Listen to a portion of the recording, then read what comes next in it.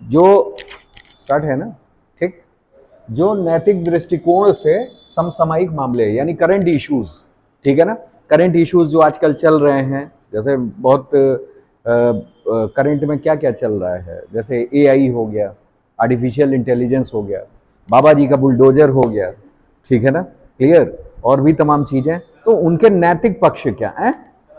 हाँ नहीं, हाँ, जहां जहां बुलडोजर चल रहा है तो क्या उसका नैतिक पक्ष है, क्या नहीं अनैतिक पक्ष है, ठीक है ना, बुलडोजर संस्कृति पे भी, ठीक है ना, एक वार्तालाप, क्योंकि देखिए ये सब ऐसे मुद्दे हैं जो आए दिन एग्जामिनेशन की सुर्खियां आने वाले समय में क्या होंगी, बनेंगी, ठीक है ना, क्लियर, कि भाई बुलडोजर संस्कृति का क्या नैतिक पक्ष है, क्या अनैतिक पक्ष है, ठीक है ना, कितना वो कारगर है, कितना कारगर नहीं है। भाई देखिए, सबके अपने अपने सोच होते हैं, सबके अपने अपने विचार होते हैं, ठीक है ना, सबका नैतिक और अनैतिक पक्ष होता है, ठीक है ना, और सबकी मेरिट और डीमेरिट्स होती हैं। किसी भी कार्य को अगर हम कह दें कि बस इसके मेरिट्स ही हैं, डीमेरिट्स नहीं है, तो ऐसा कहना क्या होगा, गलत होगा, ठीक है ना। भाई सबकी सोच में, किसी के सोच में वो अच्छा कार्य है, किसी के सोच में वो क्या है, बुरा कार्य है, तो उसी अगर हम लोग इथिकल मैनर से देखें तो वो क्या सही है, ठीक है ना, और प्रोटेक्टिव मैनर से देखें, ठीक है ना, तो क्या सही है, क्या गलत है, सारी चीजें वो दृष्टिगत होंगी, ठीक है ना, धीरे धीरे। फिलहाल में अभी हम लोग जान लेते हैं, जैसे है नैतिक दृष्टिकोण के समसामयिक मामले, ठीक है ना, क्लियर। यहां क्या है, पहला एक टॉपिक है जिसको हम लोग कहते हैं संज्ञानात्मक असंगति, ठीक है ना, क्लियर। मतलब असंगति का मतलब क्या, कि हम लोग असंगति का मतलब जो संगत ना हो, ठीक है ना, क्लियर, मतलब ये दुविधा वाली स्थिति आ जाती है, एक डायलमा की स्थिति आ जाती है, ठीक है ना, कि क्या जो हम कर रहे हैं, क्या जो नहीं करना है, दोनों सही है नहीं सही है, ठीक है ना। जैसे यहां दो मैटर्स लिए गए हैं, एक मैटर लिया गया है रूसी युद्ध के बारे में और एक लिया गया है आपका कोविड-19 के बारे में, ठीक है ना। रूसी युद्ध, रूस और यूक्रेन का युद्ध। अब हमारा प्रश्न रेज होता है, क्वेश्चन रेज होता है, क्या संज्ञानात्मक असंगति क्या है, ठीक है ना। जैसे रूस के युद्ध में वहां की जो जनसंख्या है, जो वहां की जनसंख्या है इस दुविधा में है, क्या, कि भाई युद्ध करना क्या है, अनैतिक है एक हिसाब से, ठीक है ना, मानवता के खिलाफ है, और दूसरी ओर क्या है, देश प्रेम है, दूसरी ओर क्या है, देश प्रेम है। भाई देश प्रेम के लिए हमें युद्ध करना ही करना है, ठीक है ना, और अगर हम युद्ध कर रहे हैं तो वो मानवता के क्या जा रहा है, खिलाफ जा रहा है। तो ये क्या है, ये जो भी हमारी जानकारी है ये असंगति बैठ रही है, कहीं से भी इसका तालमेल बैठ रहा है, नहीं बैठ रहा है, तो हम दुविधा में हैं कि यार ये करना सही है, क्या ये करना सही है, ठीक है ना, दोनों में क्या है, एक दुविधा है, ठीक है ना। इसी को हम लोग क्या कह रहे हैं, हम लोग संज्ञानात्मक असंगति कह रहे हैं। जैसे दिया हुआ है, देखिए, यह एक मानसिक द्वंद्व है या बेचैनी है जो तब घटित होती है जब कोई व्यक्ति परस्पर विरोधी विश्वास रखता है, दोनों पक्षों में विश्वास है, ठीक है ना, विश्वास देखिए यहां दोनों पक्षों में है, परस्पर विश्वास, और कैसे विश्वास, विरोधी विश्वास, ठीक है ना। पहला क्या, कि वो मानव युद्ध करना मानवता के हित में नहीं है, ये एक विश्वास है, ठीक है ना। दूसरा क्या, अगर युद्ध नहीं कर रहे हैं तो ये हमारा देश प्रेम नहीं है, ठीक है ना, क्लियर, देश हित में नहीं है, ठीक। तो मतलब ये एक हमारा विश्वास हो गया, और दोनों विश्वास क्या है, परस्पर विरोधी है, अलग है, both are oppose to each other, दोनों एक दूसरे को क्या कर रहे हैं, अपोज कर रहे हैं, ठीक है ना, क्लियर। वही चीज है यहां की, यह मानसिक द्वंद्व या बेचैनी है जो तब घटित होती है जब कोई व्यक्ति परस्पर विरोधी विश्वास, ये असंगति में लिखाएगा, ठीक है ना, परस्पर विरोधी विश्वास, ठीक है, या जब कार्य उसकी मान्यताओं के क्या हो रहा है, विपरीत हो रहा है, ठीक है ना, क्लियर। संज्ञानात्मक असंगति आंतरिक चिंता की भावना है, और तब अनुभव होती है जब कोई व्यक्ति दो असंगत संज्ञान रखता है। यहां यह भी है, दो असंगत संज्ञान, और असंगत संज्ञान कब होगा, जब दो परस्पर विरोधी विश्वास पैदा होंगे, ठीक है ना, यानी दोनों बातों पर उसको विश्वास है, दोनों बातें अपनी जगह क्या हैं, सही हैं, ठीक है ना, ये चीज है। आगे आइए, दूसरे शब्दों में संज्ञानात्मक असंगति तब होती है जब आपका व्यवहार आपके विश्वास प्रणाली के क्या होता है, विपरीत होता है। ठीक है ना, क्लियर। व्यवहार जो होता है आपके विश्वास से क्या होता है, विपरीत हो रहा है। अब आगे आइए उदाहरण देख लेते हैं। लोगों का मानना है कि शराब पीना और धूम्रपान सेहत करना दोनों जो है, धूम्रपान करना और शराब पीना दोनों सेहत के लिए क्या है, हानिकारक है। ठीक है ना, हानिकारक है, ये उनका विश्वास है। लेकिन उस विश्वास प्रणाली के विरोध में वो क्या कर रहे हैं, पी रहे हैं। किस लिए, आनंद के लिए। ठीक है ना, आनंद प्राप्त करना, वो ये भी एक विश्वास है, उनको खुशी मिल रही है। ठीक है ना, तो कहने का मतलब ये क्या है, फिर भी वे शराब पीते हैं और धूम्रपान क्या करते हैं भाई, डब्बे के पीछे लिखा रहता है, क्या लिखा रहता है, smoking is injurious to your health. ठीक है ना, क्लियर। लेकिन फिर भी पिए जा रहे हैं। तो ये क्या है, कैसा, ये किसका उदाहरण है। ठीक है ना, क्लियर। अगर कल को आए ये एग्जाम में तो आप सीधे इन उदाहरणों को क्या कर देंगे, डाल देंगे। ठीक है ना, क्लियर।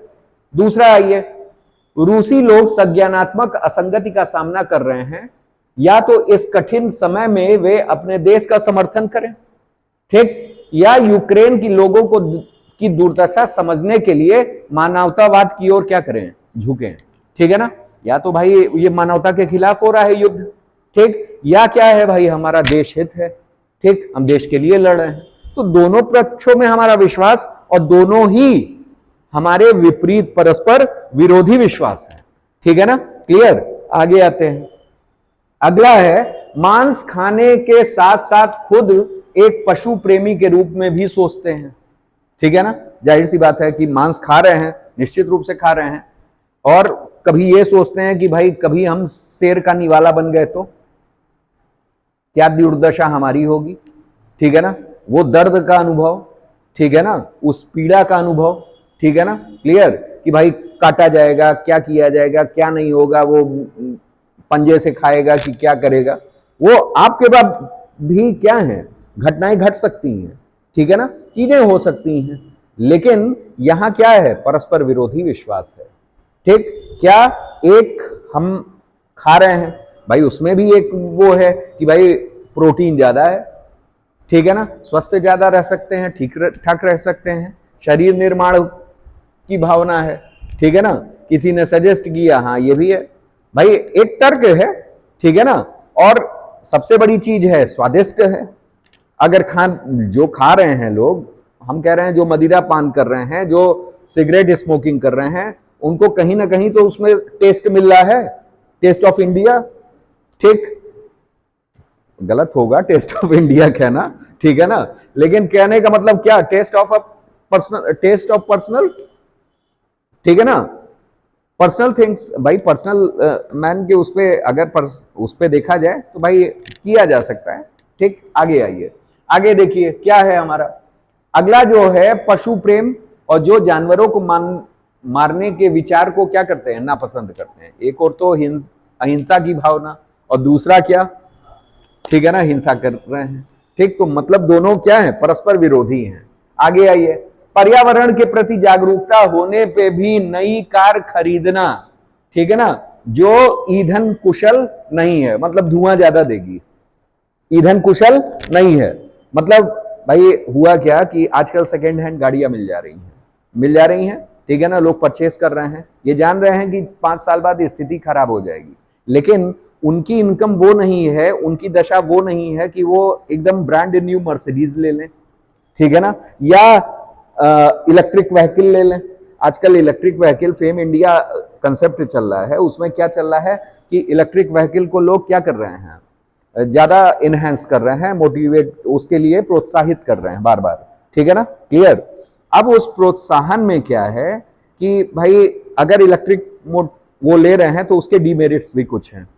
अच्छा, कोई भी सामान लेने से पहले आदमी डीमेरिट जरूर देखता है, उसको प्राथमिकता में रखता है, ठीक है ना, उसको प्राथमिकता में रखता है कि भाई सबसे पहले, अरे यार इसमें तो पढ़ लिए थे हम कहीं कि ऐसा है, इलेक्ट्रिक मोटर्स जो होते हैं उसमें जल्दी आग लग जाती है, ठीक है ना, गर्म जल्दी हो जाते हैं, ठीक, प्लस ड्यूरेबिलिटी उसकी तुलना में थोड़ा सा कम है, ठीक है ना, ऐसा है।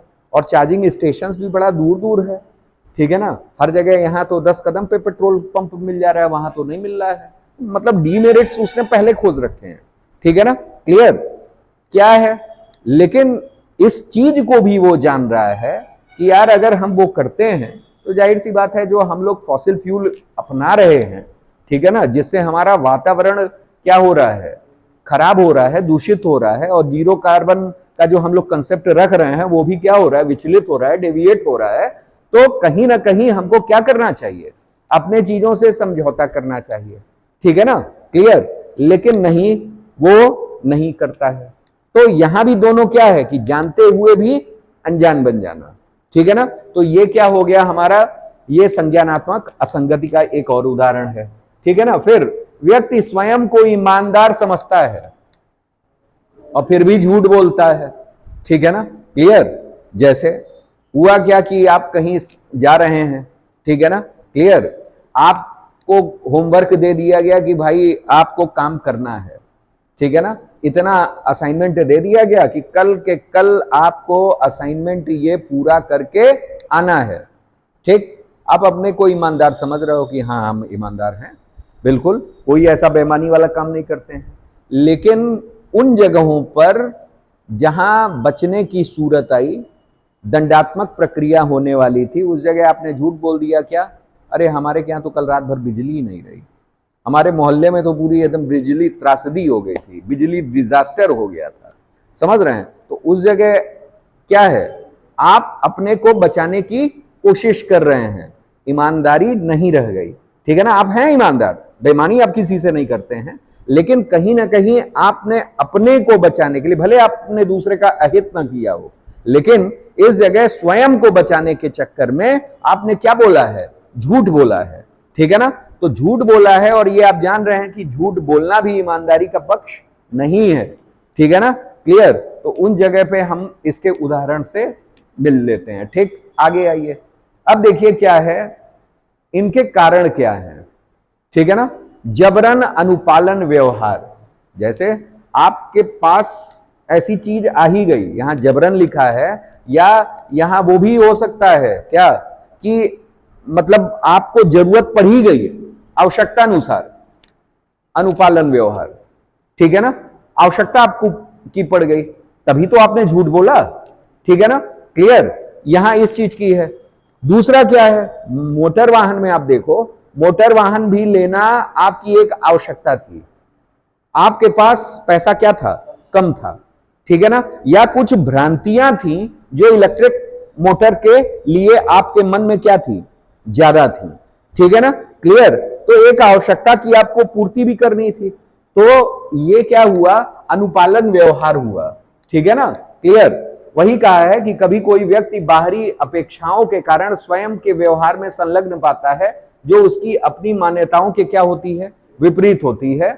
इससे साथियों के दबाव, पूर्व प्रतिबद्धताओं और किसी कर्तव्य के कारण किसी चीज को स्वीकार करना शामिल हो सकता है, ठीक। आगे आइए, दूसरी चीज क्या, निर्णय लेना। जब ऐसे विकल्पों का सामना करना पड़ता है जिनमें परस्पर विरोधी मान्यताएं शामिल होती हैं, लोग अक्सर असंगति की भावना से क्या हो जाते हैं, ग्रस्त हो जाते हैं, ठीक है ना। तो ये भी एक क्या हो गया, कारण हो गया, ठीक। तीसरा कारण क्या है, नई जानकारी प्राप्त करना, ठीक। कभी कभी नई जानकारी सीखने से संज्ञानात्मक असंगति की भावना पैदा हो सकती है। जैसे जानिए, यदि आप कोई ऐसा व्यवहार करते हैं जिसके बारे में आपको बाद में पता चलता है कि वह हानिकारक है, इससे असुविधा की भावना पैदा हो सकती है, ठीक है ना, क्लियर। जैसे मान लीजिए कि आप पहले नहीं जान रहे थे किसी चीज के लिए कि यार ऐसा करना हमारे हित में नहीं होगा, कुछ समय करने के बाद आपको पता चलता है क्या कि यार ये हमारे लिए तो कहीं ना कहीं क्या है, खतरनाक है। जैसे आप किसी कार्यालय में कार्यरत हो, ठीक है ना, और भ्रष्टाचार संस्कृति, अंडर टेबल संस्कृति या घूस संस्कृति से आप धीरे धीरे परिचित होते गए, ठीक है ना, होते गए। बाद में पता चल रहा है कि भाई कल को इंक्वायरी भी हो सकती है, चीजें भी हो सकती हैं, अन्य भी चीज हो रहा है, आप छोड़ना चाह रहे हो, लेकिन उस संस्कृति का क्या बन गए हो, पार्ट। अब ना छोड़ते बन रहा है और ना, ठीक है ना। तो ओवरऑल क्या है कि आप कभी ना कभी उसमें बाद में पता आपको चलता है कि ये चीजें क्या हैं, गलत। शारीरिक स्वास्थ्य के संदर्भ में भी ऐसा बहुत कुछ कहा जा सकता है, ठीक है ना, कि भाई आप नियमित रूप से चॉकलेट खा रहे हो, ठीक है ना, चॉकलेट खा रहे हो, ये लत जो है आपकी वयस्क अवस्था तक लगी रही, ठीक है ना, और फाइनली बाद में आपको पता चल रहा है कि आपके लीवर में कुछ ऐसी प्रॉब्लम है कि चॉकलेट कंटेंट जाने से ही लीवर सिरोसिस या समथिंग लाइक दैट हो सकता है, ठीक है ना। तो फाइनली आप क्या करोगे, अब लत भी नहीं छूट रही है और क्या, आप उसमें फंस चुके हो, ठीक है ना। तो मतलब हमें कुछ समय बाद नई जानकारी उस संदर्भ में क्या होती है, प्राप्त होती है। ये भी एक असंगति का क्या है, कारण है, ठीक है ना, यानी पूर्व जानकारी हमें नहीं थी। ठीक, आगे आइए, नेक्स्ट दिया हुआ है प्रयास, किसी चीज को हासिल करने का भरपूर प्रयास करना, बाद में एहसास हो कि उपलब्धि वास्तव में उतनी खास नहीं थी, ठीक है ना। जैसे होता है क्या कि भाई ये हम लोग जान रहे हैं कि ऐसा है कि हम लोग क्या है, एक डायर्नल एनिमल है। डायर्नल का मतलब होता है दिनचर, ठीक है ना, और we are not nocturnal animal, हम लोग नॉक्टर्नल यानी रात्रिचर नहीं है। लेकिन आज हमारे कार्य करने की संस्कृति क्या हो गई है, वो नॉक्टर्नल हो गई है, रात्रिचर हो गई है, रात में देर तक जागना, ठीक है ना, ये इस कल्चर का एक प्रभाव है, ठीक है ना, क्लियर।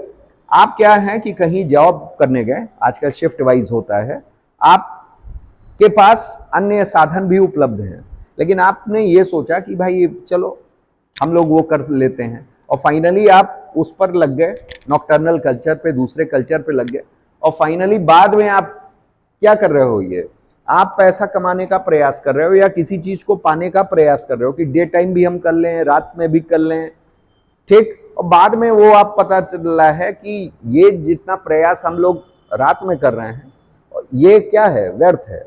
जितना हम कमा नहीं रहे हैं उससे ज्यादा स्वास्थ्य पे हम क्या कर दे रहे हैं, लगा दे रहे हैं, ठीक है ना। बाद में पता चलता है कि ये सब चीज क्या थी, व्यर्थ थी। तो ओवरऑल आपने क्या किया, एक प्रयास, और वो भी एक संज्ञानात्मक, मतलब जानकारी की कमी।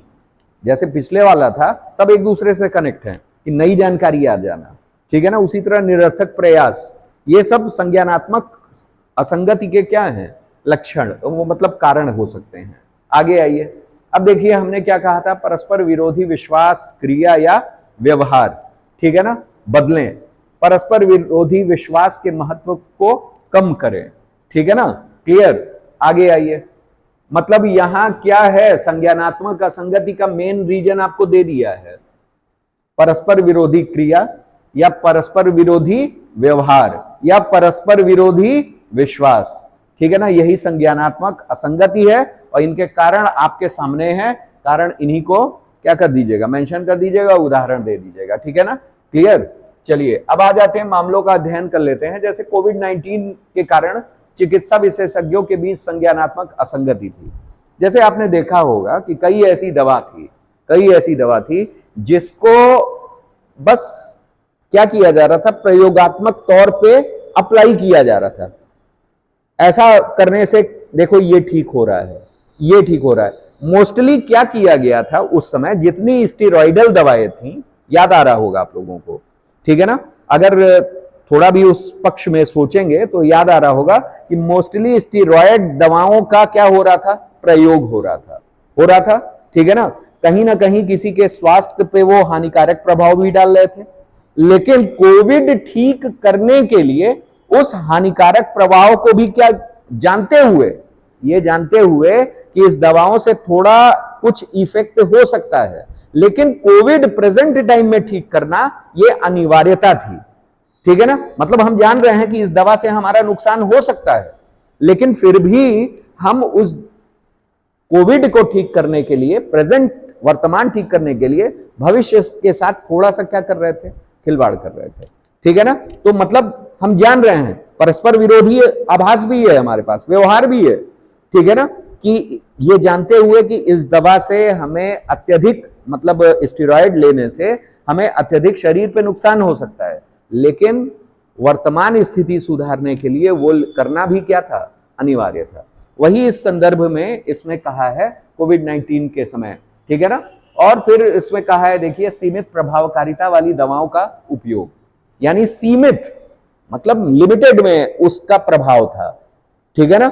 ऐसी दवाओं का क्या किया जा रहा था, उपयोग किया जा रहा था। उसमें एक दवा का नाम भी दिया हुआ है जिसका नाम है इटोलीजुमैब, एक मोनोक्लोनल एंटीबॉडी, ठीक है ना, जिसकी 4 शीशियों की कीमत कितनी थी, 32,000 रुपए, ठीक है ना, क्लियर, को 30 से अधिक रोगियों पर परीक्षण के बाद सीओ ने द्वारा अनुमोदित किया गया था, ठीक है ना, क्लियर। अब इसमें क्या था, कोविड-19 के दौरान अस्पताल में भर्ती होने की लागत में वृद्धि और कालाबाजारी भी हो रही थी, ठीक है ना, इसके दुष्प्रभाव पड़ रहे थे। इस स्थिति में संज्ञानात्मक विसंगति पर काबू पाने के तरीके, पहला क्या, समन्वय, यानी जो जारी करता है उसके साथ क्या किया जाए, समन्वय किया जाना चाहिए था, ठीक। फिर उसका क्या, पारदर्शिता बनाई रखनी चाहिए थी, वस्तुनिष्ठता होनी चाहिए थी, ठीक है ना। वस्तुनिष्ठता का मतलब क्या, जल्दबाजी में अनुमोदन से बचने के लिए सीडीएससीओ को दवा के अनुमोदन से अधिक निष्पक्षता रखनी चाहिए और वह सुनिश्चित करना चाहिए था कि दवा की प्रभावकारिता की समय समय पर क्या की जाए, निगरानी की जाए, ठीक है ना, क्लियर। चौथा है जागरूकता यानी अवेयरनेस, ठीक।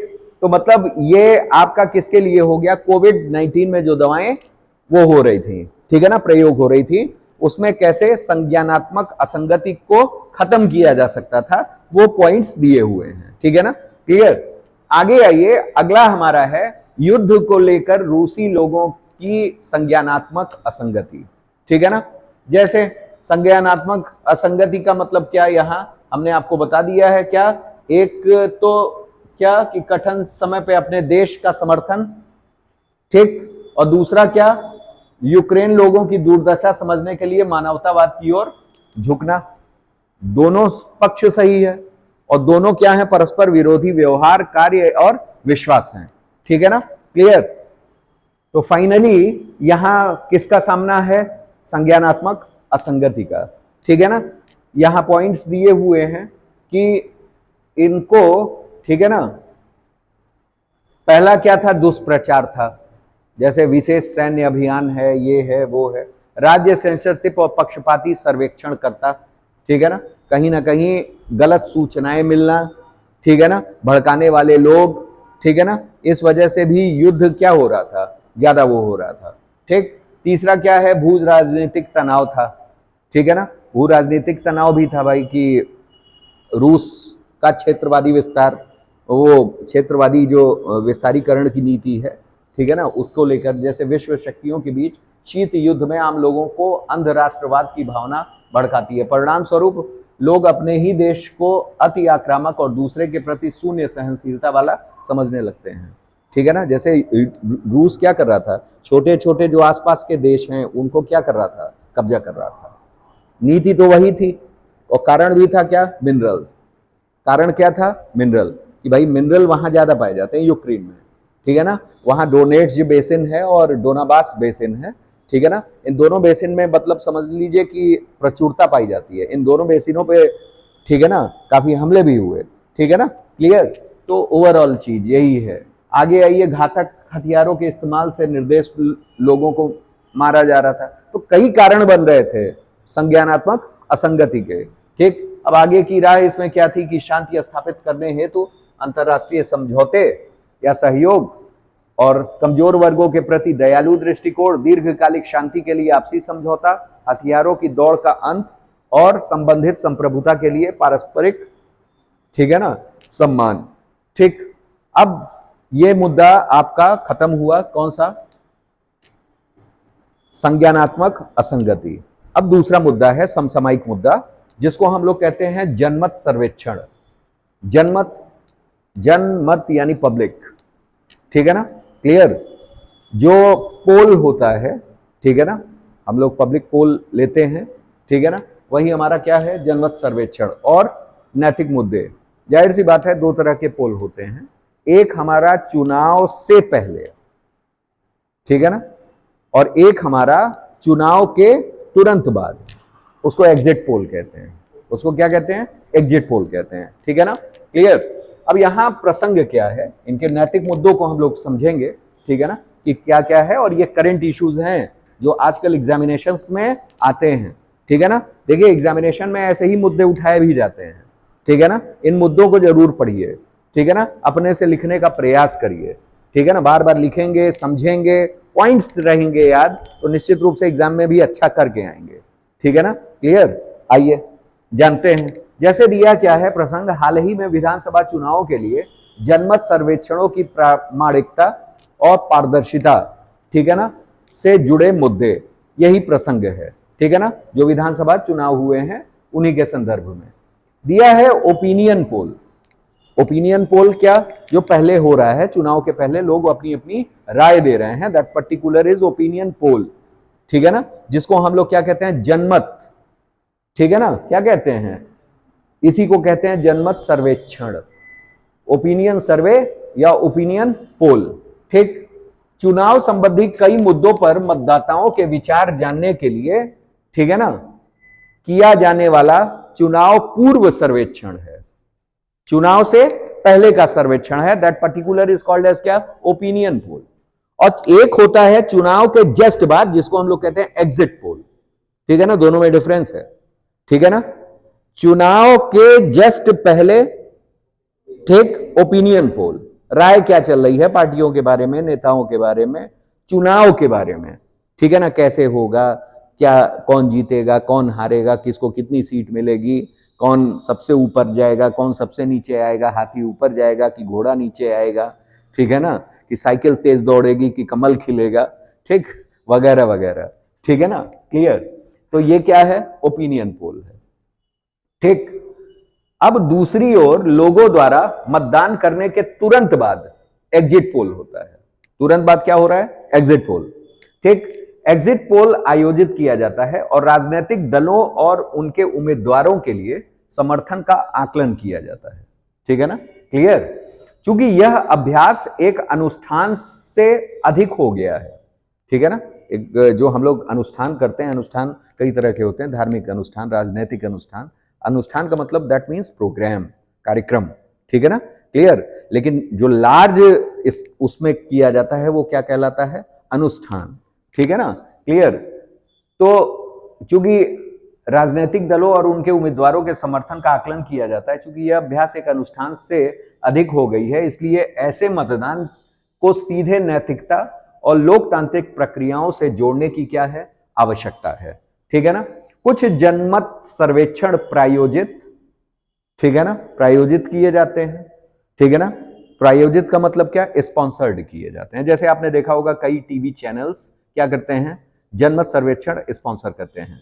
कभी इंडिया टीवी का आ रहा है, ठीक है ना, कभी देख लीजिए, वो कीजिए, कौन कौन चैनल्स हैं दुनिया भर के, ठीक है, कौन कौन चैनल्स, दो तीन चैनल्स के नाम बताइए।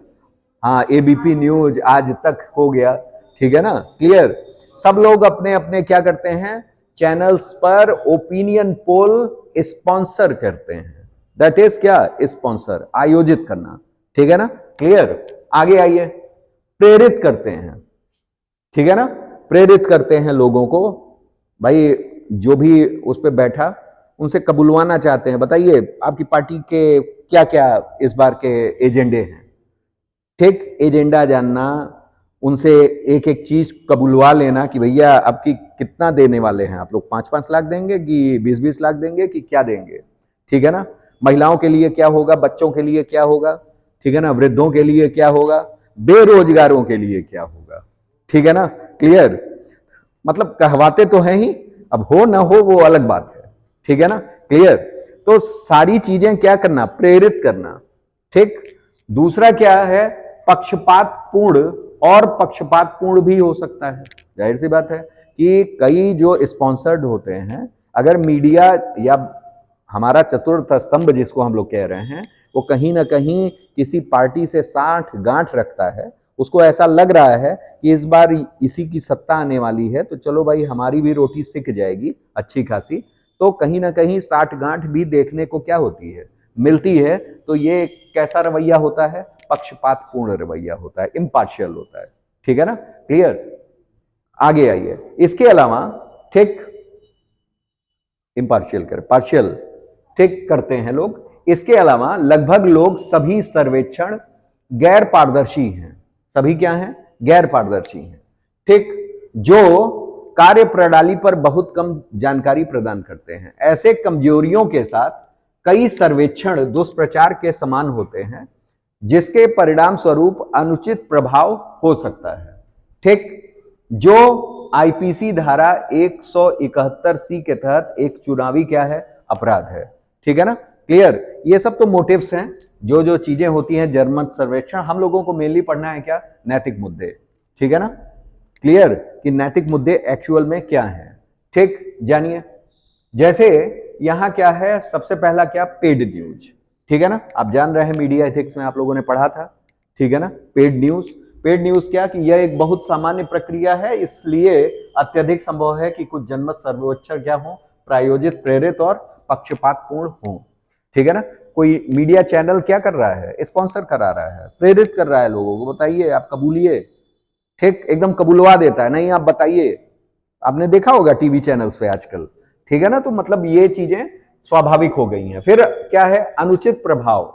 अनुचित प्रभाव का मतलब क्या? जनमत सर्वेक्षण सीधे चुनावी प्रक्रिया की पवित्रता और अखंडता को क्या करते हैं? प्रभावित करते हैं। मतलब इसमें क्या है? देखिए, हमने जैसे अगर कोड ऑफ कंडक्ट देखें, आचार संहिता लागू हो जाती है। उसमें क्या होता है कि हम अपने उम्मीदवार के पोस्टर, बैनर, प्रचार, प्रसार, ये सब क्या कर दें? बंद कर दें। ठीक है ना? भाई आचार संहिता लग गई, काम खत्म। ठीक, उसके एक डेट डिसाइड कर दिया गया कि इतने से इतने तक आप प्रचार प्रसार करोगे, उसके बाद सब चीज ठीक। धारा 144 लगा दी जाती है कि भाई एक जगह समूहों में इकट्ठे ना लोग हों, ये हों, वो हों, दुनिया भर की प्रक्रियाएं की जाती हैं। अब यहां क्या है कि यहां निष्पक्षपूर्ण अगर चुनाव कराना है तो उस संदर्भ में बात ही ना हो।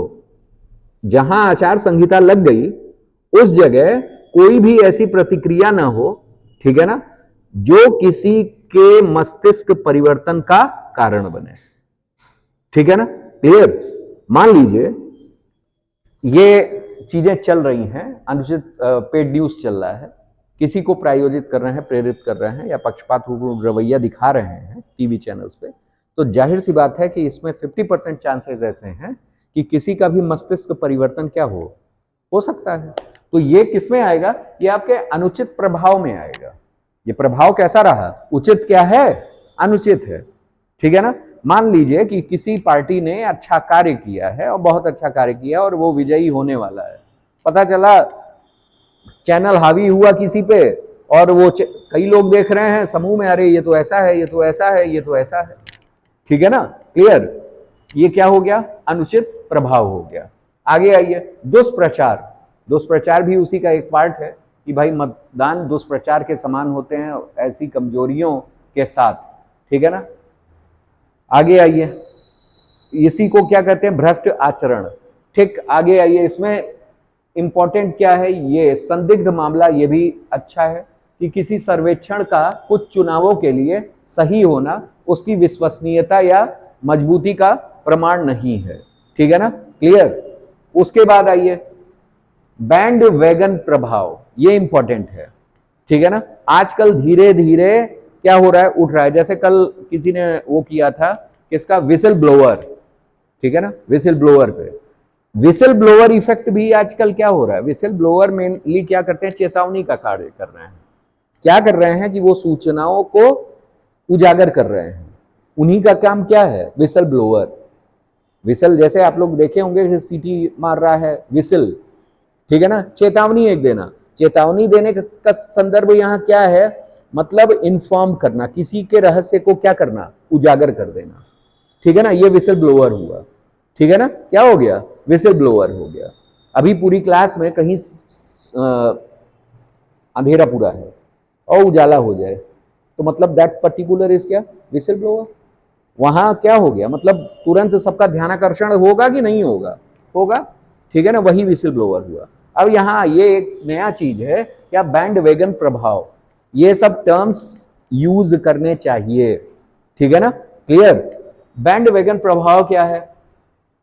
इसका दावा यह है कि मतदाता बैंड बैंड वैगन पर कूदते हैं, ठीक है ना, बैंड वैगन पर कूदते हैं, वैगन होती है जिस पे बैंड होता है, उस पे क्या करते हैं, कूदते हैं, जिसका अर्थ है कि कोई पार्टी चुनाव में बढ़त हासिल कर रही है तो पार्टी को मतदाताओं से अतिरिक्त समर्थन क्या होगा, प्राप्त होगा, ठीक है ना, क्लियर।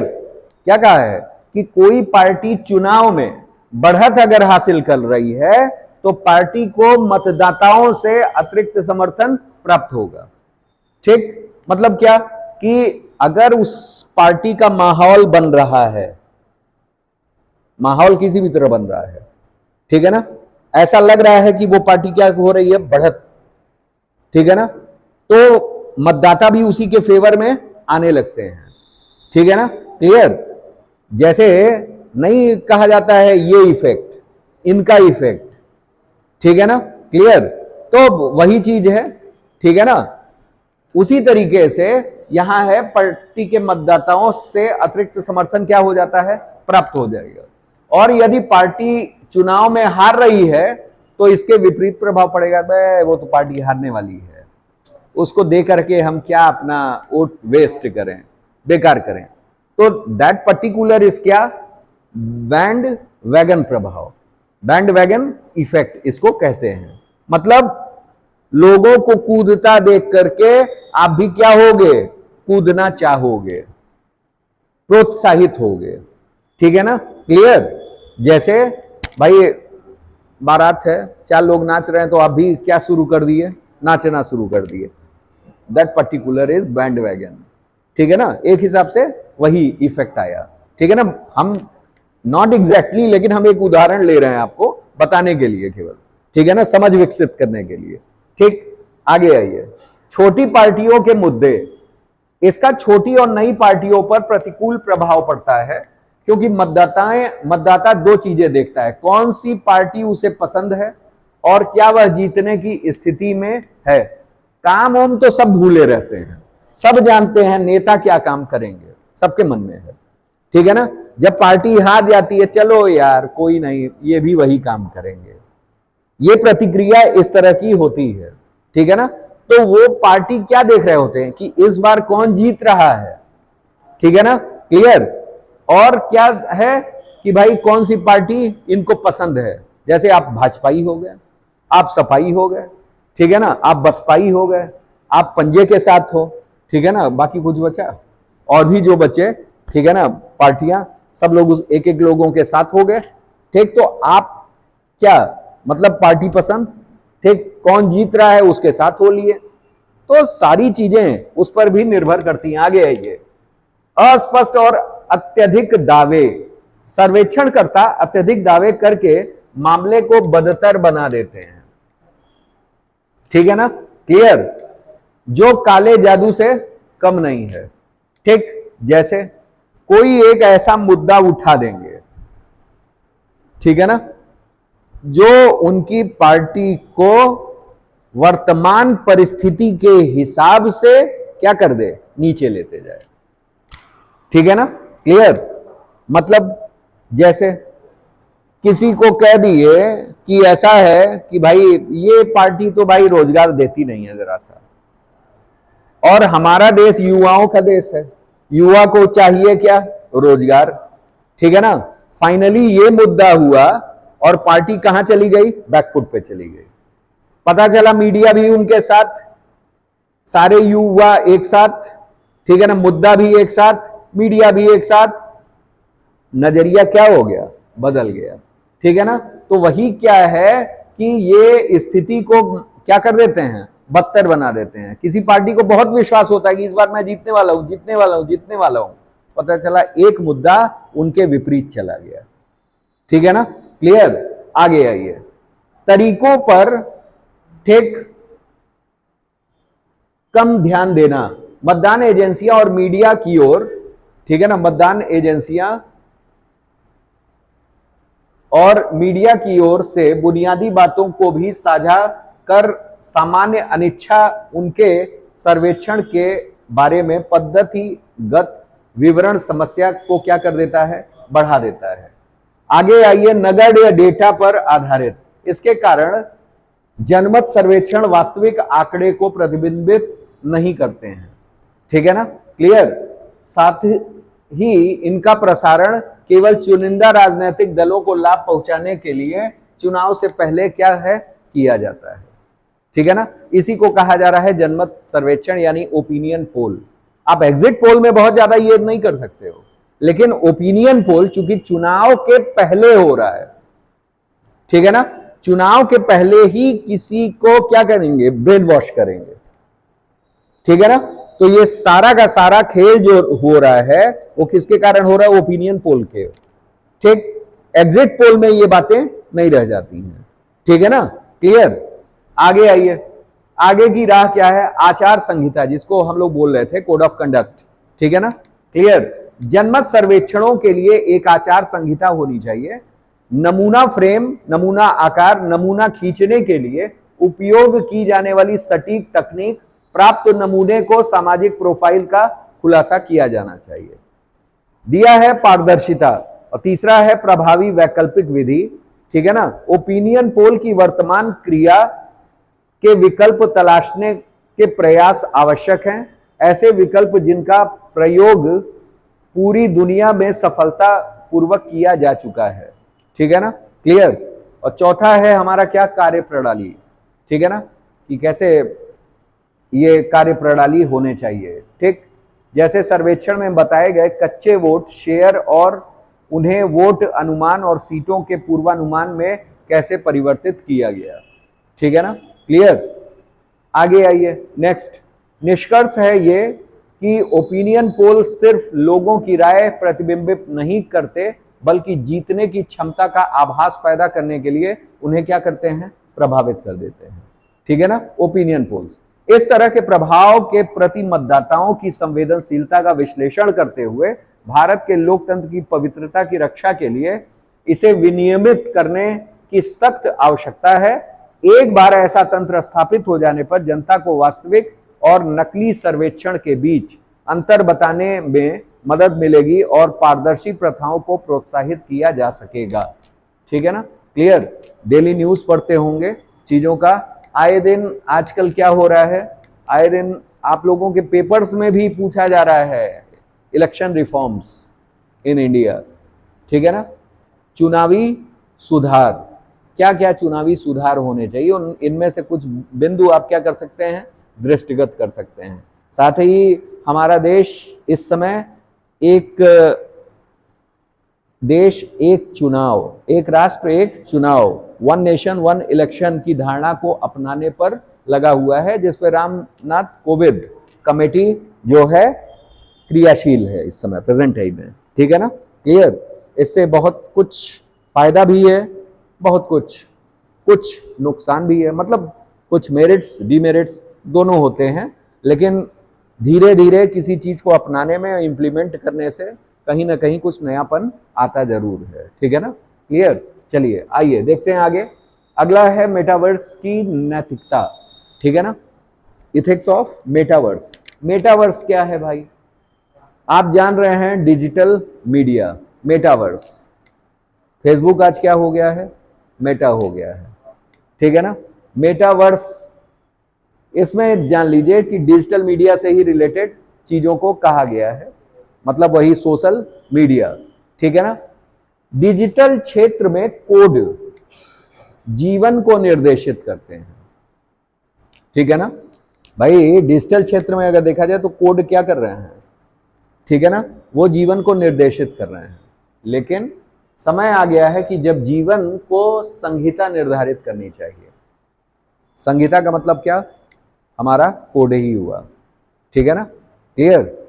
आगे आइए, हाल ही में अब ये मुद्दा छाया, इसी वजह से मेटावर्स टेक्नोलॉजी का ज्यादा इस समय चलन, मतलब सुनने में है। क्या है जानिए। तमिलनाडु में क्या हुआ कि एक जोड़े ने, ठीक है ना, एक कपल ने मेटावर्स में भारत की पहली शादी का रिसेप्शन आयोजित किया, डिजिटली रिसेप्शन। ठीक है ना, आजकल तो जैसे चल रहा है भाई, चल ही रहा है, तमाम मजाक में ही सही, लेकिन चल रहा है राखी आ गया, बहन ने राखी भेज दिया डिजिटली, भाई ने भी डिजिटली पैसा भेज दिया, ठीक है ना, क्लियर। एक फोटो शेयर हो गया पहले का, खिलाते पिलाते कुछ भी इस तरह से हो गया, ठीक है ना, डिजिटली हम लोग खुश हैं, ठीक, क्लियर। आज मतलब आर्टिफिशियल दुनिया में, काल्पनिक दुनिया में लोग अपने को एक मतलब उस दुनिया का एक पार्ट मान रहे हैं, ठीक है ना। सुबह उठिए तो ठीक, शाम तो, दोपहर तो, ठीक है ना, हर समय आगे आइए तो पहली भारत की पहली शादी का रिसेप्शन, ठीक है ना, कहां, मेटावर्स में, ठीक है ना, आयोजित किया गया। दुल्हन के पिता का निधन हो गया था, लेकिन उसके बावजूद वो आ गए, ठीक है ना, निधन हो गया था लेकिन शादी में डिजिटल अवतार में, ठीक है ना, शामिल हुए और जोड़ों को क्या किया, आशीर्वाद भी दे दिया, ठीक है ना। सब काल्पनिक चल रहा है मेटावर्स की दुनिया में, ठीक है ना, कि मतलब जो नहीं है हम उसको भी लेते आए और बाकायदे आशीर्वाद भी ले लिया, ठीक है ना, क्लियर। मेटावर्स प्रौद्योगिकी में कई तत्वों का संयोजन है जिससे आभासी वास्तविकता, वर्चुअल रियलिटी, ठीक है ना, संवर्धित वास्तविकता, एम्प्लीफाइड रियलिटी, और हमारा वीडियो शामिल है जहां उपयोगकर्ता डिजिटल रूप से उन्नत परिवेश में क्या करते हैं, रहते हैं, ठीक है ना, उन्नत परिवेश में रहते हैं। उन्नत परिवेश का मतलब जो जीवित नहीं है वो भी जीवित हो जा रहा है और आशीर्वाद देकर के चला जा रहा है, ठीक है ना, क्लियर।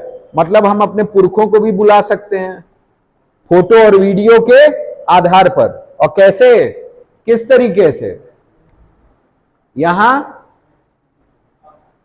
डिजिटल अवतार। आप देखे होंगे इंस्टा पे, इंस्टा जब आप करते होंगे तो एक तो फोटो अपनी लगाते होंगे, एक अवतार भी आता है ना साइड में, कि आप अवतार भी करना चाहो तो वो हो सकता है, ठीक है ना, क्लियर। आगे आइए, मेटावर्स से संबंधित नैतिक मुद्दे। पहला क्या है, बायोमेट्रिक डेटा और गोपनीयता, ठीक है ना, क्लियर। गोपनीयता, आभासी और संवर्धित वास्तविकता उपकरण उपयोगकर्ताओं को मेटावर्स तक पहुंच प्रदान करने के लिए तैयार है, ठीक है ना, लेकिन मस्तिष्क तरंग पैटर्न को ट्रैक करेंगे और उपयोगकर्ता की विचार प्रक्रिया को कम करेंगे, ठीक है ना। यह तकनीक कंपनियों को उपभोक्ताओं के साथ जुड़ने और उनके व्यवहार की भविष्यवाणी करने में रोमांचक नए तरीके प्रदान करेगी, ठीक है ना, क्लियर। लेकिन इसका यह मतलब भी है कि हमारे आंतरिक रूप से अधिक निजी और व्यक्तिगत डेटा को इकट्ठा, संग्रहित किया जा सकता है और ब्लॉकचेन पर हमेशा के लिए रखा जा सकता है, ठीक है ना, ब्लॉकचेन टेक्नोलॉजी है, ठीक है ना, क्लियर। आगे आते हैं, कमजोर लोगों की रक्षा करना, ठीक है ना, यह भी एक पक्ष है, ठीक, क्या है, कमजोर वर्ग यानी बच्चे, वरिष्ठ नागरिक और अन्य लोगों के बीच डिजिटल रूप में अनजान मेटावर्स पर्यावरण के प्रभावों के प्रति अधिक संवेदनशील है, ठीक है ना, क्लियर। फिर आ जाइए, जैसे हाइपर रियलिटी अनुभव, ठीक है ना, संवेदी अधिभार की शुरुआत कर सकते हैं और मिर्गी जैसे विकार वाले उपयोगकर्ताओं में दौरे को क्या कर सकते हैं, प्रेरित कर सकते हैं, ठीक है ना, क्लियर। आगे आइए, जैसे किसी को ना समझ में आ जाए, क्योंकि डायरेक्ट तरंगे कहां इफेक्ट कर रही हैं, मस्तिष्क पे कर रही हैं, और मिर्गी जिसको हम लोग कहते हैं एपिलेप्सी, ठीक है ना, एपिलेप्सी जो होती है वो भी डायरेक्ट किससे होती है, मस्तिष्क का ही रोग है, ठीक है ना, क्लियर। तो जाहिर सी बात है कि वो उसको क्या कर सकती है, प्रेरित कर सकती है, ठीक है ना, क्लियर। बाकी मुद्दे देख लीजिए जल्दी जल्दी। एक है विषाक्तता, टॉक्सिकोलॉजी, फिर उसके बाद हमारा टॉक्सिसिटी, उसके बाद टेक उद्योग में असमानता के मुद्दे, विकेंद्रीकरण का अभाव, डेटा का दुरुपयोग और अनुचित स्वामित्व, ठीक, कानूनों और अधिकारों का वास्तविक एवं डिजिटल वो वास्तविक से डिजिटल स्पेस में अनुवाद यानी ट्रांसलेशन हो जा रहा है, ठीक है ना। फिर एकाधिक पहचान के साथ मनोवैज्ञानिक मुद्दे, भाई एक एक आप डिजिटल अवतार कर रहे हो तो एक से अधिक पहचान हो ही रही है, ठीक है ना, क्लियर। और उसका मनोवैज्ञानिक मुद्दा, ठीक है ना, तो ये इसके दुष्प्रभाव हैं, ठीक है ना, ये नैतिक मुद्दे और दुष्प्रभाव, इसे एक बार आप देखेंगे, ठीक है ना, क्लियर। अब इसमें आगे की राह क्या है, आगे जान लीजिए। नियामक ढांचे और जागरूकता, ठीक है ना, साइबर बुलिंग और यौन उत्पीड़न को रोकना, ठीक, और सामुदायिक दिशा निर्देशों और गोपनीयता सुरक्षा के माध्यम से समावेशिता को सुनिश्चित करना, बच्चों और अन्य कमजोर आबादी से जुड़ी परियोजनाओं पर विशेष ध्यान दिया जाना चाहिए। मतलब हमेशा उस पर सख्त निगरानी भी क्या होनी चाहिए, ठीक है ना, क्लियर। फिर उपभोक्ता केंद्रित दृष्टिकोण हमारा होना चाहिए, ठीक है ना, और यानी क्या, कंज्यूमर सेंटर्ड विजन, ठीक। उसके बाद विकेंद्रीकरण, डेटा संग्रहण में हमारा पारदर्शिता होनी चाहिए, ठीक। टेक उद्योग में असमानता से निपटना, ये ऊपर भी था हमारा नैतिक मुद्दा में, बस उसी को क्या किया है, कैसे हम लोग उसको क्या करेंगे, ओवरकम करेंगे, ठीक है ना, क्लियर। और अनुभव को सुरक्षित रखें, ठीक, जैसे यह सुनिश्चित करने के लिए सर्वोत्तम सुरक्षा प्रोटोकॉल और सुरक्षा का उपयोग करें कि दुर्भावनापूर्ण अभिनेता अनुभव में रहते हुए उपयोगकर्ताओं को बदल या नुकसान नहीं पहुंचा सकता, ठीक है ना। उदाहरण के लिए एक समुदाय के सदस्य को द्वीप से बाहर वोट दिया जा सकता है यदि पर्याप्त टोकन धारकों को लगता है कि कोई इस तरह से काम नहीं कर रहा है जो समुदाय के दिशा निर्देशों का पालन करता है, ठीक है ना। मतलब क्या है कि एक द्वीप में लोग रह रहे हैं, एक ही समुदाय के लोग रह रहे हैं, ठीक है ना। अब उसमें वोटिंग हम लोगों ने बाहर को दे दिया, क्यों दे दिया, क्योंकि वो उस समुदाय के हिसाब से क्या कार्य नहीं कर रहा था, ठीक है ना, क्लियर। तो ये भी एक वो हो सकता है। आगे है नैतिक कौशल, और ये उतना इंपॉर्टेंट आपके लिए नहीं है। मेनली आपको जानना क्या है, यही है क्या कि इसके नैतिक पक्ष मेटावर्स के क्या हैं, ठीक है ना। हालांकि आप इसे पढ़ सकते हैं, लेकिन समयाभाव के कारण जो है अगला मैटर हम लोग देखेंगे, ठीक है ना, क्योंकि मैटर कई सारे समसामयिक मुद्दे हैं, कम से कम 14-15 मैटर्स हैं, ठीक है ना। अभी केस स्टडी को भी देखना है, ठीक है ना, एक ही के पीछे पड़े रहेंगे तो ज़्यादा वो हो जाएगा। आगे आते हैं, हमारा क्या है, आर्टिफिशियल इंटेलिजेंस की नैतिकता पर वैश्विक समझौता, ठीक है ना, क्लियर। जान रहे हैं कि आए दिन आर्टिफिशियल इंटेलिजेंस पे हमारा वैश्विक सम्मेलन भी शुरू हो चुके हैं, ठीक है ना, क्लियर। जानिए क्या है, सबसे पहले दिया हुआ है आर्टिफिशियल इंटेलिजेंस यानी कृत्रिम बुद्धिमत्ता, ठीक है ना। प्रसंग क्या है, संयुक्त राष्ट्र ने यानी यूएन ने, ठीक, एआई के स्वस्थ विकास को सुनिश्चित करने के लिए आवश्यक सामान्य मूल्यों और सिद्धांतों को परिभाषित करने वाला एक ऐतिहासिक पाठ बनाया है।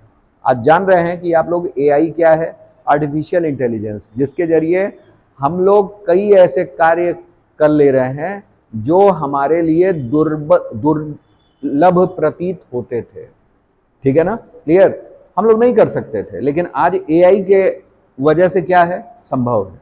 जैसे आप लोग देख रहे हैं कि जीता जागता उदाहरण है कि गूगल पे आपको बहुत ज़्यादा टाइप नहीं करना पड़ रहा है, बस आप गूगल ये बताओ, तुरंत आपका एआई पूरा बता दे रहा है। आ जा रहा है कि नहीं, कई सारे पेजेस खुल जा रहे हैं। Google speech, that one is also artificial intelligence.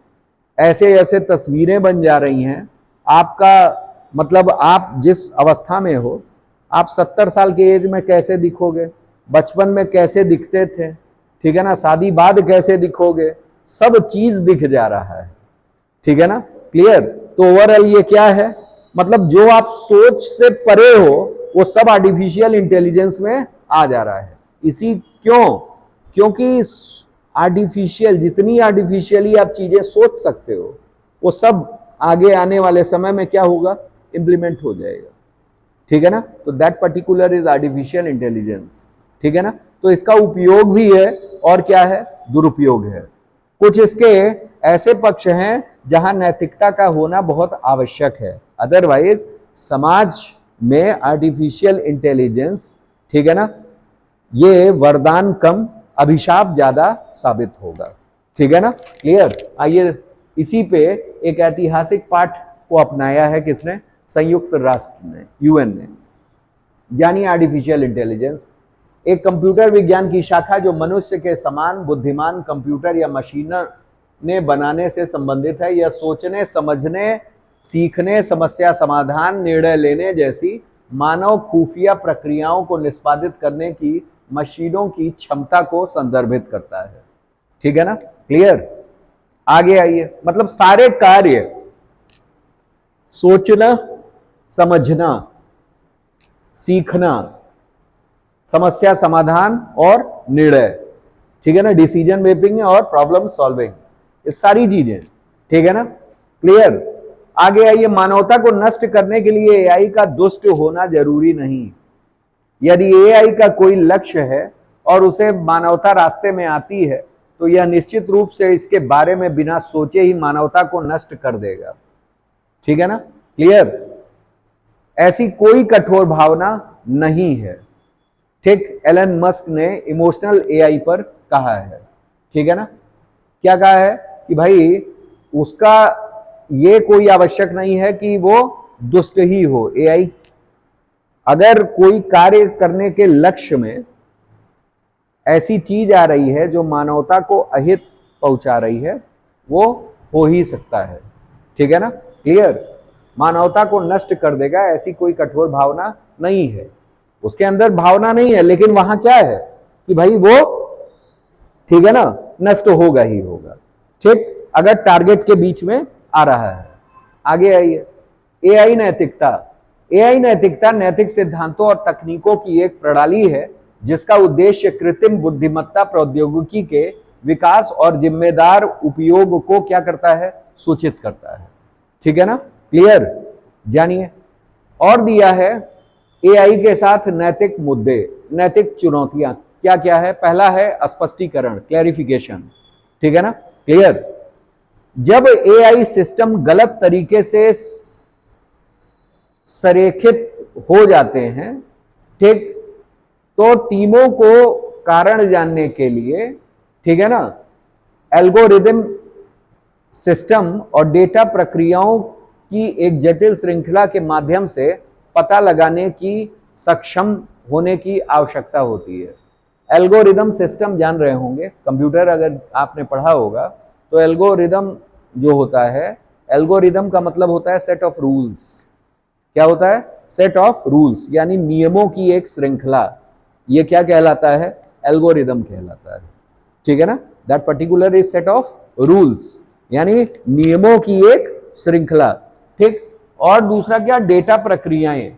ठीक है ना, डेटा प्रक्रियाएं, तो ये इसकी एक जटिल श्रृंखला जो है ये पता लगाने में सक्षम हो। एआई का उपयोग करने वाले संगठनों को स्रोत डेटा, परिणामी डेटा और उनके एल्गोरिदम क्या करते हैं और वे ऐसा क्या कर रहे हैं यह समझने में सक्षम होना चाहिए। जैसे भाई कोई भी सिस्टम होता है, अगर कंप्यूटर पे कोई भी कार्य किया जा रहा है, ठीक है ना, तो एक क्या होता है, सबसे पहले आप इनपुट देते हो, बाद में आउटपुट लेते हो। ठीक, और बीच में क्या होती है, प्रोसेसिंग होती है।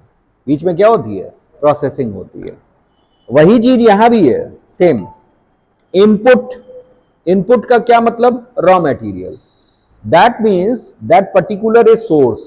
ये हमारा क्या है, सोर्स है भाई, सोर्स है, वही रॉ मटेरियल है।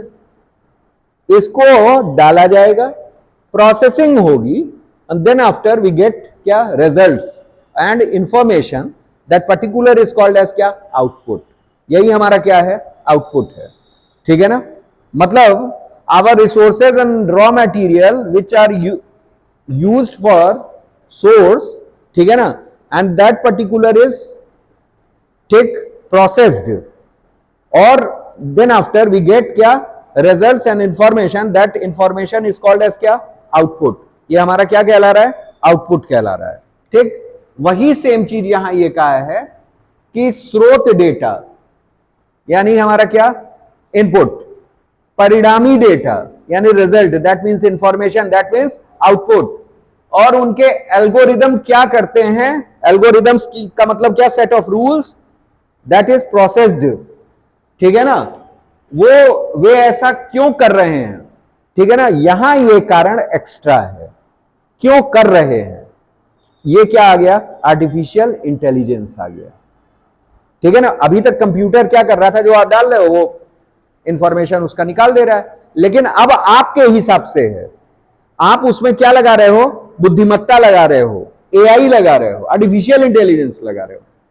तो क्यों कर रहे हैं, ऐसा क्यों कर रहे हैं, ठीक है ना, ये समझाना, दैट मीन्स क्या, आर्टिफिशियल इंटेलिजेंस, ठीक। यह सुनिश्चित करने के लिए कि यदि नुकसान होता है तो उसके कारण का पता लगाया जा सके। एआई के पास मजबूत स्तर की पता लगाने की क्या होनी चाहिए, क्षमता होनी चाहिए, ठीक है ना, कि भाई जो हम रिजल्ट मिलेगा, इंफॉर्मेशन मिलेगा या आउटपुट मिलेगा, वो कितना हमारे लिए सार्थक है, ये आप स्वयं डिसाइड कर रहे हो विद द हेल्प ऑफ क्या, AI, through algorithms, through algorithms जो आपने प्रिपेयर किया है, ठीक है ना, and that is set of rules, ठीक है ना, क्लियर। आगे आइए, बेरोजगारी का खतरा, श्रम का पदानुक्रम मुख्य रूप से स्वचालन से संबंधित है, ठीक है ना। रोबोटिक्स और एआई कंपनियां ऐसी बुद्धिमान मशीनें बना रही हैं जो आमतौर पर कम आय वाले श्रमिकों द्वारा किए जाने वाले कार्य करती हैं। जाहिर सी बात है भाई, रोबोटिक्स में है, आजकल आप लोग मूवीज भी देख रहे हैं, ठीक है ना। अभी एक मूवी भी आई थी शायद रोबोटिक्स की, ठीक है ना, जिसमें भावनाएं तक दिखा दी गई थी, ठीक है ना, शाहिद कपूर की आई थिंक इस तरह की थी कुछ, ठीक है ना, क्लियर। और आई थिंक कृति सेनन, ठीक है ना, और रोबोटिक्स पे ही था पूरा, उसमें इमोशंस भी दिखा दिए गए और भी तमाम चीजें। तो आने वाले समय में देखिए क्या क्या होता है, ठीक है ना। क्यों, क्योंकि रील भी जो होती है वो रियल लाइफ से क्या होती है, इंस्पायर्ड होती है, ठीक है ना, क्लियर। आगे आइए, इसमें दिया ये है, आपने देखा होगा जिस तरह से कि रोबोट आ गया, अब ऐसे ऐसे रोबोट तैयार हो जा रहे हैं, भाई चाय ले आओ, पानी ले आओ, लेते आएगा, ठीक है ना, चलो इसको पेंट है इसको मिला दो, ठीक है ना, ये सामान वहां रख दो, जितना भी यहां फैला हुआ है वो रख दिया। ये काम एक मजदूर या श्रमिक कर सकता था, कहीं ना कहीं उसके जिसको जो शिक्षित नहीं है, बेरोजगार है, केवल श्रम आधारित ही कार्य कर सकता है, ठीक है ना, तो उसके लिए तो भाई क्या हो गया, बेरोजगारी बढ़ गई, ठीक। आगे आइए, फिर उसके बाद हमारा क्या है कि उदाहरण के लिए कैशियर के स्थान पर स्वसेवा कियोस्क, जाहिर सी बात है, कैशियर जो पैसा देता था, आपने अब क्या किया है भाई, कियोस्क सिस्टम आजकल आ गया है, तुरंत आपने डाला सटासट नोट, आगे एटीएम ले लीजिए, जो कैशियर कर रहा था वो आज एटीएम भी तो कर रहा है, वो मशीन ही है, ठीक है ना, क्लियर, जमा भी हो जा रहा है, ठीक, तो कुछ भी नहीं, ठीक। अब बैंक क्या हो जा रहे हैं, अब बैंक मर्ज हो जा रहे हैं, हो ही जा रहे हैं, ठीक है ना। आगे आइए, फील्ड कर्मचारियों के स्थान पे फल चुनने वाला रोबोटिक्स, रोबोट आ गया, फल तोड़ा है, भाई आप जो उसको फंक्शन फीड कर दिए, ठीक है ना, कल को आप आज मशीनों से हम लोग गेहूं काट रहे हैं, कल को आपने आने वाले समय में आज रोबोट महंगे हैं, आने वाले समय में रोबोट सस्ते हो जाएंगे। एक समय जब किसी ने बाइक चलाई होगी तब सोचा होगा इसको खरीद पाना बड़ा मुश्किल है, कार जब चला होगा तो भी सोचा होगा कार खरीदना मुश्किल है। आज क्या है, रोडें पूरी बाइक और कार से क्या है, तो मशीन ने ले लिया है सब कुछ, ठीक है ना। वही सेम चीज है कि जैसे जैसे ये आम होगा, अभी क्या है, ये खास है, और खास से जहां आम हुआ, ठीक है ना, फाइनली क्या हो जाएगा, कीमतें गिरेंगी और फाइनली सबकी पहुंच के अंदर आ जाएगी। होगी कि नहीं होगी, ठीक। तो वही चीजें हैं। आगे आइए, जिम्मेदारी। जब एआई सिस्टम द्वारा लिए गए निर्णयों के विनाशकारी परिणाम होते हैं, जिसमें पूंजी, स्वास्थ्य या जीवन की हानि भी शामिल होती है, तो समाज अभी भी जिम्मेदारी तय कर रहा है। एआई निर्धारित निर्णयों के परिणामों की जिम्मेदारी को एक ऐसी प्रक्रिया में हल करने की आवश्यकता है जिसमें वकील, नियामक और नागरिक शामिल हैं, ठीक है ना। दुरुपयोग आ जाइए। एआई एल्गोरिदम का उपयोग उन उद्देश्यों के अलावा उन उद्देश्यों में किया जा सकता है जिनके लिए उन्हें बनाया गया था। जोखिमों को कम करने, ऐसे मामलों में प्रतिकूल प्रभावों को कम करने के लिए, सुरक्षा उपायों को लागू करने के लिए डिजाइन चरण में इन परिदृश्यों का विश्लेषण किया जाना चाहिए, ठीक है ना भाई। ये सब बना रहता है एल्गोरिदम्स में, ठीक है ना। चलिए आगे आते हैं। फिर तकनीकी लत, भेदभाव करने वाले रोबोट, ठीक है ना। इसमें एआई चेहरे की पहचान और निगरानी तकनीक बना सकता है, ठीक है ना भाई। जाहिर सी बात है कि उससे भेदभाव हो सकता है। उसने रोबोट ऐसा बनाया कि उसमें कुछ तस्वीरों को डाल दिया, कहा कि भाई देखो यही लोग हैं, ठीक, जिनसे तुमको क्या करना है, बच के रहना है, ठीक है ना। क्लियर। पार्टी में आपने क्या कर दिया, रोबोट को सब कुछ दे दिया, जाओ सबको वितरित कर दो, बट वो चेहरे भी डाल दिए जिनको नहीं देना था। वो गया, सबके पास टहल आया, लेकिन उनके पास पता चला वो लोग इनके पीछे टहल रहे हैं, ठीक है ना। क्लियर। तो चीजें क्या हैं, ये भेदभाव और निगरानी तकनीक भी बना सकता है जो रंग और अल्पसंख्यक लोगों के खिलाफ भेदभाव करता है, ठीक है ना। क्लियर। आगे आइए, डेटा गोपनीयता संबंधी चिंताएं, ठीक है ना। एआई गंभीर डेटा गोपनीयता संबंधी चिंताएं भी प्रस्तुत करता है। डेटा के लिए एल्गोरिदम की कभी ना खत्म होने वाली खोज के कारण हमारे डिजिटल फुटप्रिंट्स को हमारी जानकारी या सूचित सहमति के बिना काटा और बेचा जा सकता है, ठीक है ना। क्लियर। उदाहरण के लिए कैम्ब्रिज एनालिटिका का मामला, जिसमें वोटिंग निर्णयों को बदलने के लिए ऐसे एल्गोरिदम्स और बड़े डेटा का उपयोग किया गया था, ठीक है ना। क्लियर। मतलब यहां क्या है कि डेटा गोपनीयता की भी क्या है, एक चिंता बनी हुई है, समस्या है, ठीक। एआई इंसानों के खिलाफ हो रहा है, जाहिर सी बात है, इसके दुष्परिणाम भी हैं, ठीक। उदाहरण के लिए यदि दुनिया में कैंसर को खत्म करने के लिए एआई सिस्टम को कहा जाए, तो बहुत सारे कंप्यूटिंग के बाद यह एक फार्मूला निकलता है कि जिसमें ग्रह पर सभी मनुष्यों को मारकर कैंसर का अंत किया जा सकता है, ठीक है ना। क्लियर। ये तो कोई उपाय हुई नहीं। हमें था रोग को खत्म करना, और आप क्या खत्म कर रहे हो, मनुष्य को ही खत्म कर दे रहे हो, मानवता को ही खत्म कर दे रहे हो, ठीक है ना। क्लियर। तो कहीं से भी ये उचित नहीं है। अब दे दिया है आगे की राह कि क्या है कि एआई के लिए संपूर्ण समाज का दृष्टिकोण हमें व्यापक यानी ब्रॉड उस पर बेस्ड आधारों पे बनाना होगा, जैसे नैतिक सिद्धांतों, संस्कृतियों, आचार संहिताओं को विकसित करने में सक्षम करेगा, ठीक है ना। मतलब ये सब मुद्दे उसमें रहेंगे। आगे दिया है कि संपूर्ण सामाजिक दृष्टिकोण को संपूर्ण वैश्विक दृष्टिकोण पर निर्भर होना पड़ेगा, ठीक है ना। मतलब एआई संपूर्ण सामाजिक ना होकर के क्या हो, संपूर्ण वैश्विक, ठीक है ना, सोशल ना होकर के ग्लोबल हो, ठीक है ना, कंप्लीट ग्लोबल हो, ठीक। आगे आइए, अधिकारियों, डेटा वैज्ञानिकों, फ्रंट लाइन कर्मचारियों और उपभोक्ताओं के बीच जागरूकता को नीतियों, प्रमुख विचारों और अनैतिक एआई नकली डेटा के संभावित नकारात्मक प्रभावों को समझने की आवश्यकता है, ठीक है ना। क्लियर। ये ध्यान में रखिएगा। एआई प्रचार और एआई गवर्नेंस के बीच संतुलन बनना चाहिए। नकली डेटा और अनैतिक व्यवहार का स्वचालित रूप से पता लगाना, खुले, पारदर्शी और विश्वसनीय एआई बुनियादी ढांचे में रक्षात्मक उपयोगों में निवेश करने की क्या है, आवश्यकता है। ठीक है ना, क्लियर। तो मतलब ये एआई से रिलेटेड चीजें हो गई। अब एक नया मुद्दा है क्या, हिरासत में हिंसा। ठीक है ना, क्या इसके नैतिक मुद्दे हैं, क्या इनकी चीजें हैं, इनको हम लोग थोड़ा संक्षेप में पहले जान लें। जैसे हिरासत में हिंसा कभी कभी देखने में आ जाता है कि हिरासत में क्या हुई, हिंसा हो गई। ठीक है ना, व्यक्ति हिरासत में था और उसे क्या कर दिया गया, मार दिया गया। ठीक है ना, क्लियर। अलग अलग दृष्टिकोण है। ठीक है ना, दृष्टिकोण यहां क्या है, अलग अलग है।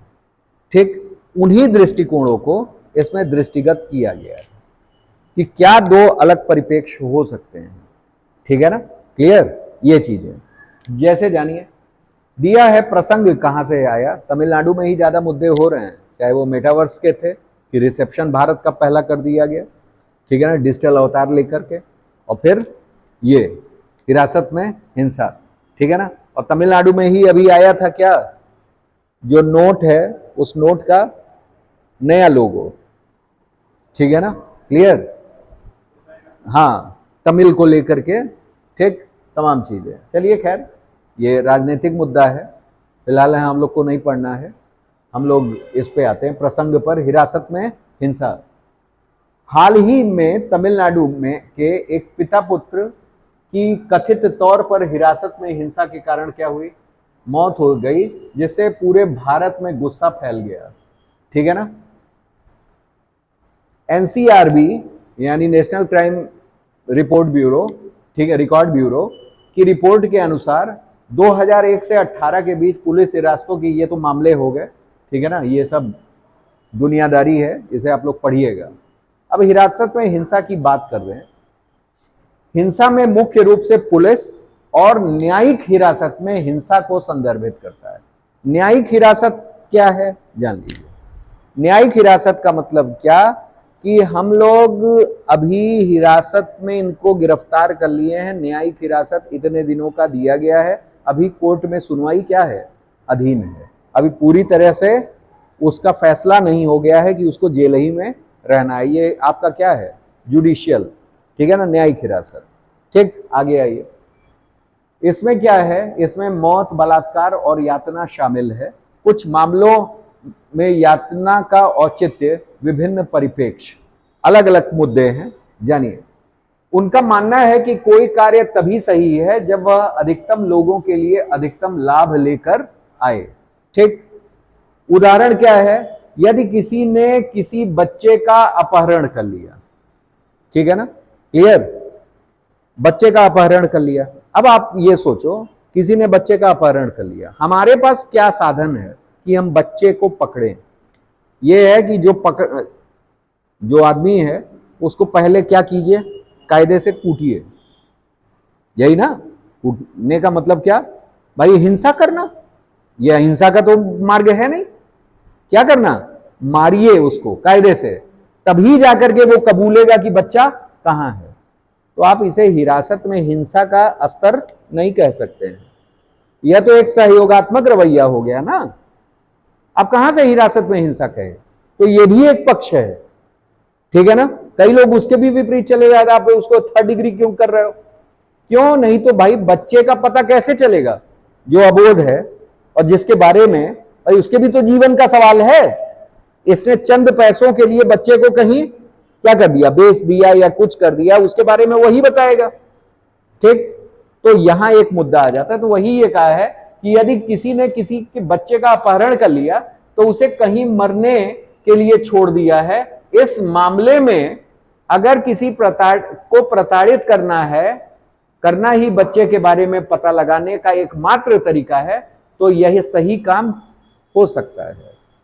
ठीक है ना, क्लियर। अगला आइए, इसी तरह के मामलों में अगर किसी आतंकवादी को प्रताड़ित करने से किसी साजिश का खुलासा अगर हो जाए, ये आतंकवादी है, पीटो पहले जम करके, 3rd डिग्री अपनाओ, जिससे कि जहां बम विस्फोट करने वाला था तुरंत का तुरंत क्या हो, पता लग जाए।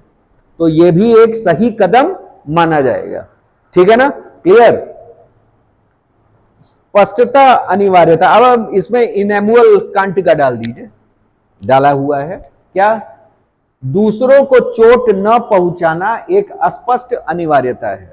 जाहिर सी बात है, हम दूसरों को क्यों, यानी अहिंसा पे चलना हमारा कर्तव्य है, यह अनिवार्यता है, लेकिन जिसका सभी मनुष्यों को जीवन भर पालन करना चाहिए। अत्याचार अनुचित है क्योंकि इसमें दूसरे व्यक्ति को जानबूझकर गंभीर शारीरिक, मानसिक या भावनात्मक पीड़ा पहुंचाना शामिल है। लेकिन उन्होंने यह भी कहा कि किसी को भी लोगों के साथ केवल उपकरण के रूप में व्यवहार नहीं करना चाहिए, बस किसी के लक्ष्यों के साधन के रूप में। ठीक है ना, क्लियर। आप क्या करें कि किसी को मतलब उपकरण की तरह प्रयोग ना कीजिए। ठीक है ना, जैसे इन्होंने एक टेप रिकॉर्डर का व्यक्ति से क्या किया है, तुलना किया है। जैसे मान लीजिए कोई टेप रिकॉर्डर है, वो टेप रिकॉर्डर क्या करेगा, रिकॉर्डिंग करेगा, फिर क्या करेगा, सुनाएगा। नहीं सुना रहा तो आप ऐसे ऐसे ठोकते हो कि नहीं। रेडियो कई बार सिग्नल नहीं पकड़ रहा होता तो धप धप धप, कभी ऊपर कभी नीचे होता है। लेकिन क्या व्यक्ति है, व्यक्ति अगर नहीं वो सुना रहा है या नहीं कुछ कर रहा है तो जरूरी है कि उसको भी उपकरण की तरह या साधन की तरह पीटा जाए। ठीक वही चीज है इसमें कहा है कि उदाहरण है एक टेप रिकॉर्डर और एक व्यक्ति का में अंतर है। यदि आपको टेप रिकॉर्डर से जानकारी प्राप्त करने में परेशानी हो रही है तो आप उस पर हमला कर सकते हैं। ठीक है ना, क्लियर। या उसे लात मार सकते हैं, कई लोग तो उठा के पटक देते हैं। ठीक, यह बहुत प्रभावी नहीं हो सकता परंतु अनैतिक नहीं है। लेकिन यदि आप किसी व्यक्ति से जानकारी प्राप्त करना चाहते हैं तो आप उन्हें यह बताने के लिए मनाना चाहिए कि आप क्या जानना चाहते हैं। अब मनाइए, अनुनय, परसुएशन। ठीक है ना, क्लियर। अनुनय विनय का सिद्धांत अपनाइए। ठीक, चलिए आगे आइए। मानवाध अधिकार दृष्टिकोण। मनुष्य पर अत्याचार में व्यक्तिगत स्वायत्तता का हनन शामिल है। भाई अगर आप मनुष्य पे व्यक्तिगत आप अत्याचार कर रहे हो तो जाहिर सी बात है कि उसकी स्वतंत्रता का हनन कर रहे हो। ठीक है ना, कोई मनुष्य मतलब पिटना तो नहीं ही चाहेगा। ठीक है ना, इस स्वतंत्रता से तो हमेशा वो स्वतंत्र। ठीक, आगे आइए। स्वायत्तता के नैतिक महत्व को देखते हुए इस आधार पर अत्याचार भी क्या है, अनुचित है। इसका उपयोग कभी कभी स्वतंत्र विचारों को दबाने और लोगों को समाज की अधिक स्वीकृत मान्यताओं का अनुपालन करने के लिए भी किया जाता है। यातना पीड़ित को अंत का एक साधन मानती है, न कि अपने आप में अंत। ठीक है ना, यह अक्सर अपने पीड़ितों को स्पष्ट रूप से अमानवीय बनाता है ताकि उन्हें यातना देना आसान हो सके। ठीक है ना, यह पीड़ित के अधिकारों और मानवीय गरिमा का उल्लंघन करता है, जिसमें सवाल किए जाने पर चुप रहने का कानूनी अधिकार भी क्या है, शामिल है। मतलब वो चुप भी रह सकता है, ये नहीं कि। ठीक, आगे आइए। अत्याचार के विरुद्ध परिणामवादी तर्क। यातना एक फिसलन भरी ढलान है। ठीक है, कोई भी फिसल सकता है। अगर यातना 3rd डिग्री किसी पे भी किया जाए तो वो बोलने को तैयार हो जाता है। तो ये क्या है, परिणामवादी तर्क है। ठीक, आइए। अप्रभावी उपकरण। पूछताछ उपकरण है अप्रभावी। ठीक, इसकी कोई गारंटी नहीं है कि जिस पर अत्याचार किया जा रहा है वह सही जानकारी देगा, क्योंकि यातना के तहत एक कैदी अंततः दर्द को रोकने के लिए कुछ भी कहेगा। ठीक है ना, क्लियर। कोई आवश्यक नहीं है कि वो एकदम आपको सही बता दे। ठीक है ना, कि हमने 2 करोड़ घपला किया है कि 50 लाख ही किया है। ठीक है ना, क्लियर। साथ ही यदि किसी संदिग्ध को प्रताड़ित किया जाता है तो उन पर सफलतापूर्वक मुकदमा चलाना असंभव हो सकता है, क्योंकि भारत सहित कई देशों का कानून इस आधार पर अनैच्छिक बयानों या स्वीकारोक्ति को बाहर करते हैं कि ऐसे सबूत स्वाभाविक रूप से अविश्वसनीय हैं। ठीक। अत्याचार मानवता को नुकसान पहुंचाता है। ठीक। संस्था, अधिप्रचार और गैर राज्य अभिनेताओं के रूप में उपयोग करना। ठीक। और जैसे ये देख लीजिए, अधिप्रचार और गैर राज्य अभिनेताओं के रूप में उपयोग करना। अत्याचार दुश्मन को कुछ ऐसा प्रदान करता है जिसका उपयोग वे अधिप्रचार के लिए कर सकते हैं। ठीक है ना। अधि का मतलब होता है हमेशा बढ़ा चढ़ा कर। अधि जहां भी आता है, अधि का मतलब क्या होता है? ऊपर, सुप्रा लेवल। जैसे आप लोग बायोलॉजी के छात्र हैं तो आप लोग पढ़ते हैं अधिवृक्क ग्रंथि, जो वृक्क के ऊपर पाई जाती है। एडरीनल, एड यानी अधि, ऊपर, सुप्रारीनल भी कहा जाता है। इसी तरह आइए, एडवोकेट, जो ज्यादा बोलता हो, अधिवक्ता। ठीक है ना। अधि का मतलब यहां बड़ा प्रशंसा से नहीं है, प्रशंसा भी है। ठीक है ना, कि मतलब कोर्ट में सबसे ज्यादा कौन बोलता है? अधिवक्ता ही बोलता है। ठीक है ना, उससे ज्यादा कोई जबान नहीं चला सकता है। जज तो निर्णय सुनाते हैं बस। ठीक है ना, क्लियर। तो ये क्या हो गया? अधिवक्ता। अधि का मतलब हमेशा कहां होता है? ऊपर होता है। तो वही है क्या? अधिप्रचार के लिए, यानी अत्यधिक बढ़ा चढ़ा के प्रचार करने के लिए। ठीक। आगे आइए, उदाहरण, आईएस जैसे आतंकवादी संगठन युवाओं को हथियार उठाने के लिए, कट्टरपंथी बनाने के लिए राज्य की क्रूरताओं का उपयोग करते हैं। कई मूवीज में भी आप लोगों ने देखा होगा। ठीक। कोई लड़का डाकू बन जा रहा है, ठीक, आईएसआईएस एजेंट बन जा रहा है, आईएसआई एजेंट बन जा रहा है। कारण ऐसा दिखा दिया जाता है कि राज्य ने उसके साथ क्रूरता, उसके परिवार के साथ क्रूरता के व्यवहार किया है। ठीक है ना, जिसके कारण आज उसकी बर्बादी का कारण ही राज्य है। ठीक है ना, और खत्म कर दो इनको। तो ओवरऑल ये चीजें क्या की जा रही हैं? बैठाई जा रही हैं। अधिक चीजें गलत आपको बताई जा रही हैं। ठीक है ना, वही है। ठीक। अब क्या है आगे की राह, इनको देख लीजिएगा कि अत्याचार का ही नैतिक इसमें, ठीक है ना, कि क्या क्या होना चाहिए। जैसे आम सहमति बनाने के लिए सार्वजनिक क्षेत्र में चर्चा की आवश्यकता है। राष्ट्रवाद और जीवन की रक्षा का सर्वोच्च मूल द्वारा निर्देशित होते हैं। ये सब एक बार आप लोग, पुलिस सुधार, जेल तक पहुंच। ठीक। भारत में विधि आयोग की 273वीं रिपोर्ट का कार्यान्वयन। ठीक है ना, ये सब एक बार आप इन्हें देख लीजिएगा कि क्या क्या आगे की राह हो सकती है। ठीक है ना, ये सब मुद्दे हैं। ठीक। अब अगला मुद्दा हमारा आ जा रहा है क्या?